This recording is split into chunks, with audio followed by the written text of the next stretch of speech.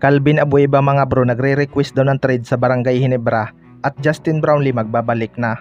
Yan mga bro, pagkatapos mong i-like ang ating video, mag-subscribe na rin kung bago ka pa lang sa ating channel at i-click ang notification bell para lagi kang updated sa ating mga sports balita.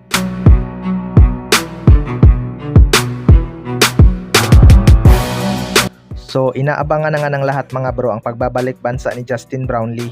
Malapit na ngang magsimula ang praktis ng Gilas Pilipinas para sa upcoming FIBA o QT.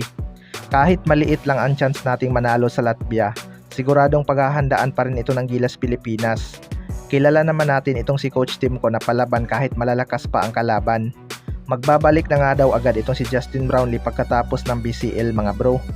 Excited na nga si Justin Brownlee na makabalik at makapaglaro ulit sa ating bansa matapos ang ilang buwan niyang hindi nakapaglaro dito. Malaking impact talaga ang paglalaro ni Justin Brownlee sa Indonesia mga bro dahil parang naging practice niya na rin yun upang hindi mawala ang kanyang laro.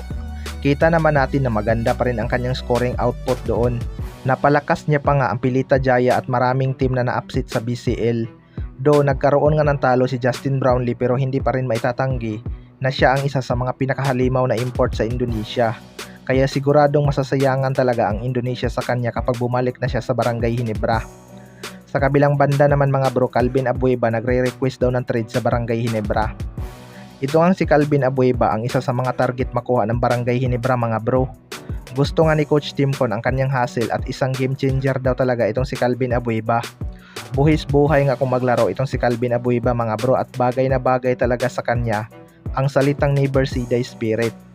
Kung matatandaan natin, sinabi nga ni Calvin Abueva na papayag daw siyang maglaro sa Barangay Ginebra at ibibigay niya daw lahat ang kanyang makakaya. Well, para sa akin mga bro, baka isa ito sa mga gagawa ng paraan ni Boss Alfrancis Chua kung paano nila makuha si Calvin Abueva. Kailangan nga nilang matapatan ang mga naglalakasang team ngayon knowing na isa sila sa mga final contender. Ayon nga sa mga source ay nagre-request daw ng trade itong si Calvin Abueva sa Barangay Ginebra dahil gusto niya daw makapaglaro dito bago matapos ang kanyang basketball career. Well, kung pagbibigyan nga ang kanyang hiling mga bro, siguradong marami talagang mag-iiyakan na fans ng Magnolia Hotshots dahil malaking kawalan nga itong si Calvin Abueva sa kanilang team. Dagdag excitement din itong si Calvin Abueva sa crowd ng Barangay Ginebra kapag natuloy. Marami namang trade asset itong Barangay Ginebra na po pwedeng ibigay sa kanilang magiging conduit team kapag nakipag-trade sila. Malaking addition talaga sa opensa ng Barangay Ginebra kapag nakuha nila itong si Calvin Abueva. Kaya abangan na lang natin kung matutuloy. Kayo mga bro, ano masasabi nyo tungkol dito?